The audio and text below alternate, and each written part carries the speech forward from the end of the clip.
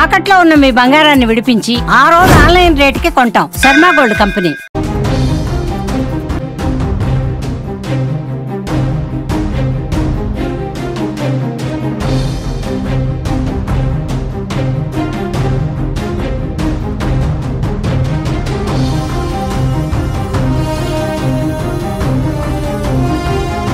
కశ్మీర్లోని పహల్గాం దాడికి భారత్ ప్రతీకారం తీర్చుకుంది. భారత వనితల వీరతిలకం తుడిచిన ఉగ్రవాదులను ఆపరేషన్ సింధూర్తో హతం చేసిన ఆ తల్లుల నుదుటున సింధూరం దిద్దింది భారత్.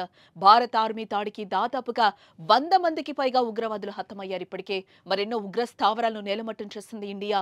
ఇదిలా ఉంటే భారత దాడుల్లో 11 మంది సైనికులు మృతి చెందినట్లు పాకిస్తాన్ ప్రభుత్వం ప్రకటించింది. ఇందులో 6 ఆర్మీ సిబ్బంది, 5 పాక్ ఎయిర్ ఫోర్స్ సిబ్బంది ఉన్నట్లుగా పాక్ ప్రకటించడం జరిగింది.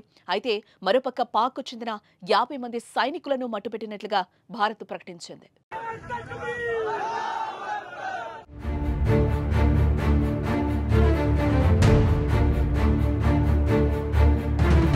అయితే భారతదేశం చేతిలో ఓడిపోయిన తర్వాత పాకిస్తాన్ తన వైఫల్యాల ఓటమిని ప్రపంచానికి దాచిపెట్టడానికి ప్రయత్నిస్తోంది.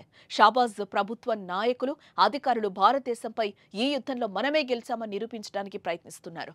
అయితే కళ్లకు కనిపిస్తున్న సాక్ష్యాలు, భారతీయ సైన్యం చేసిన విధ్వంస చిత్రాలు, ఆధారాలు స్పష్టంగా తెలియజేస్తున్నాయి. తాజాగా షాబాజ్ సర్కార్కు చెందిన 2 అగ్రవ్యక్తులు దీనిని ధృవీకరించారు. పాకిస్తాన్ పంజాబ్ ప్రావిన్స్ ముఖ్యమంత్రి నవాజ్ షరీఫ్ కుమార్తె మరియం నవాజ్, ఆర్మీ చీఫ్ ఆసిమ్ మునీర్ భారతదేశం ప్రతీకార దాడుల్లో గాయపడిన సైనికులను పరామర్శించారు. ఇందుకు సంబంధించిన చిత్రాలను 2 నాయకులు విడుదల చేశారు. దీంతో భారతదేశం పాకిస్తాన్లోని అనేక సైనిక స్థావరాలను విజయవంతంగా లక్ష్యంగా చేసుకున్నట్లుగా వెల్లడైంది. ఆపరేషన్ సింధూర్లో గాయపడిన పాకిస్తాన్ ఆర్మీ సైనికులను ఆసిమ్ మునీర్ పరామర్శించారు. ఎల్ఓసి ఆర్టిలరీ కాల్పుల్లో వివిధ వైమానిక స్థావరాలపై దాడుల్లో మరణించిన పాకిస్తాన్ ఆర్మీ సైనికుల పేర్లను ఆయన ఎందుకు వెల్లడించడం లేదు. ఎల్ఓసి వద్ద 50+ సైనికులు, వైమానిక దాడిలో 35 నుంచి 40 మంది సైనికులు ప్రాణాలు కోల్పోయినట్లు అంతా భావిస్తున్నా పాక్ మాత్రం 11 మంది సైనికులు చనిపోయినట్లు ప్రకటించింది. అయితే సైనికుల పేర్లు ఎందుకు బయట పెట్టడం లేదంటూ ప్రపంచవ్యాప్తంగా చర్చ నడుస్తోంది. ఈ క్రమంలోనే తాజాగా ఆపరేషన్ సింధూర్లో గాయపడిన పాకిస్తాన్ ఆర్మీ సైనికులను పాక్ ఆర్మీ చీఫ్ ఆసిమ్ మునీర్ ఆసుపత్రిలో కలిశారు. ఆ తర్వాత అతను చికిత్స పొందుతున్న సైనికులను కలుస్తున్నట్లుగా చిత్రాల్లో స్పష్టంగా కనిపించింది.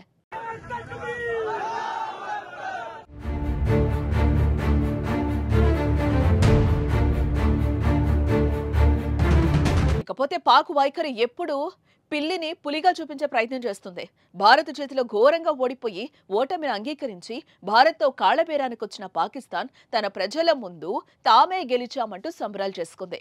పాక్లోని ఓ పెద్ద మనిషి ఓ అడుగు ముందుకు వేసి విక్టరీ ర్యాలీ నిర్వహించారు. అయితే ప్రజలు పిచ్చివాళ్లు కాదు, సింహం ముందు గుంటనక్క ఎప్పటికీ గెలవదని వారికి తెలీదా? అందుకే ఆ ర్యాలీని చూసిన జనం నవ్వుకున్నారు. అయితే మరోసారి నవ్వుల పాలయ్యే విధంగా భారత్ దాడిలో 11 మంది సైనికులు మాత్రమే మృతి చెందారంటూ మరోసారి తప్పుడు లెక్కలతో సరిపెట్టుకుంది.